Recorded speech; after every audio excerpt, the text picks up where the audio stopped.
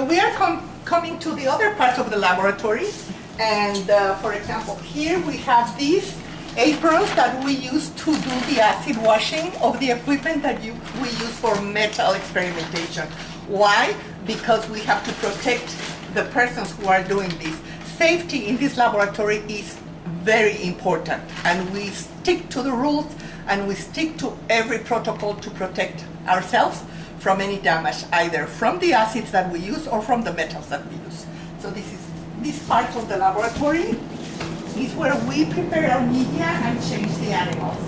So we have all these carboys here that have different concentrations of chloride in order to test with what we call the LC50s or the lethal levels of 50 that kill 50% of the population, in order to get a number, a concentration that will protect those animals.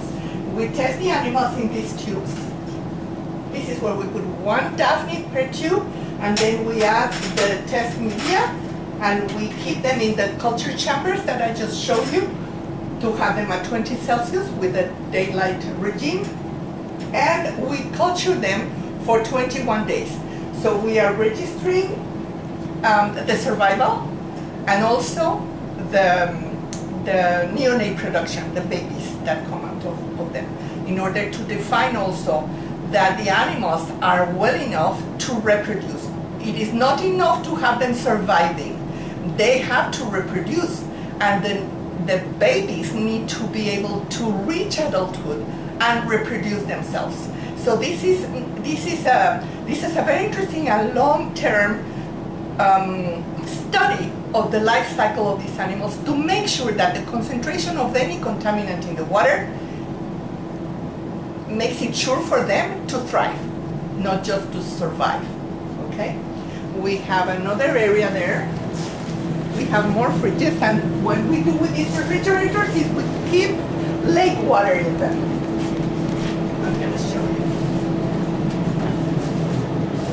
We have lake water, those are algae that we have cultured, but we also have those carboys with lake water. Because we have been doing experiments not just with chemically defined media, but also with lake water. The media that we usually use here is called the flames media after this laboratory. It is a medium that I designed, chemically balanced, to reflect the chemical characteristics of two lakes here in Muskoka that are very clean and hold very good populations of the daphnes that we have interest in. This is, has various salts and vitamins that analytically we have determined that this medium has the same composition of these lakes in Muskoka. And it has proved for already 17 years to be a very good medium for growing and testing our animals in very soft water. But we also test lake water. And when we bring lake water from places like Sudbury or like somewhere here in Muskoka or any place, what we do,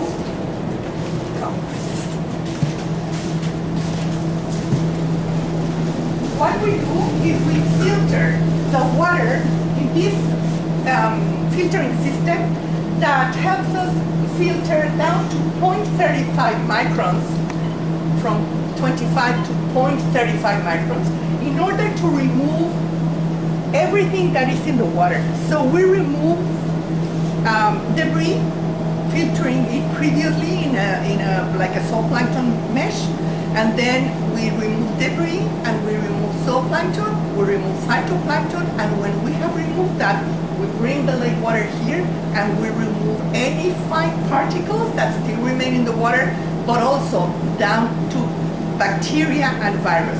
Why? Because we don't want our lake water for experimentation to have any pathogen that might harm our animals.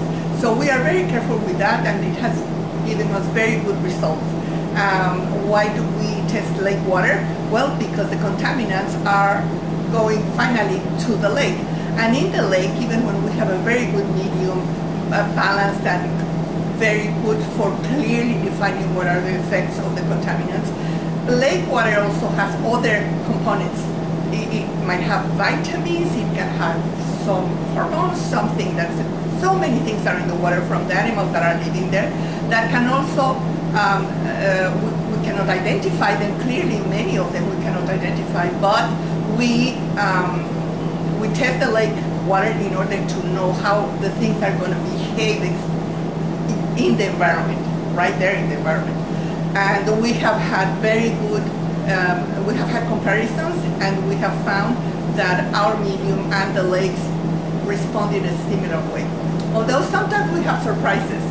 We had a very interesting surprise in Sudbury because we choose a gradient of lakes in metal concentrations. And then I found that the lake that had the middle concentration was the one that had total mortality instead of the one in the extreme. That was very strange. So I did a series of experiments with that, trying to understand what was happening. Sometimes you handle wrong the animals, or you contaminate the carboy, or you contaminate the tubes. Even when we clean everything related to metals with acid washes to remove everything and have a clean tubes, clean material, clean everything. What happened is that the lakes that had more metals also had more calcium and more sodium. So that's why I was saying that sometimes the ions come into balance with each other regarding the physiology of the animals. The physiology of the daphnids is fascinating, and I will tell you about that some other time. But the thing is that sometimes you get surprises that have nothing to do with your, like for example, the medium, when we have this gradient, shows a very clear line of effects. But then when we go to the lakes and bring the water back and we get these surprises, it's very exciting because now we have, or then we have to understand what's really happening in nature. And having both explanations is very rewarding and very useful for science. So this is an ultra freezer. This is an ultra freezer, and it keeps samples at -86 Celsius. And the importance of having these samples is because there are some scientists inside that are doing experiments with genetics and experiments also with bacteria from the lakes. And the samples for genetics or for lipids, for example, need to be frozen at these temperatures in order to keep the molecules stable, and keep them stable until the moment that they are going to be analyzed in the equipment, in the analytical equipment, to prevent degradation or changes in the molecule that are not going to give us good results. So this thing is a treasure also here in the Flames laboratory. So we have more, we have culture chambers. We have other culture chambers here. These are getting ready for an experiment that we are going to run. But these are also light and temperature chambers. So they control everything here. We will soon be using them for an experiment running also in sodium chloride with a different medium. And this is the area where we do the acid wash. All this equipment has been used with chromium, with nickel, and it needs to be acid washed in order to remove all the metals and have them ready for another experiment. So we don't contaminate the next batch of solutions that we are making, or we do not cross-contaminate the media that we are using. We have also autoclaving equipment. This is operating right now. We are autoclaving here medium to culture algae to feed the animals. So we grow the algae that is the food for the daphnids. We grow the daphnids to have them in the collection. We have the largest collection of daphnids, at least in Ontario. And we also use the algae to feed the experiments. So this laboratory has many features. We also have a microbalance that has been used to determine the weight of these microscopic animals. Imagine trying to find the weight of each one in order to be able to determine how the calcium affects their weight, and that means the skeleton and everything, as I was saying. So this is basically the Flames laboratory. I have another area that you might like to see.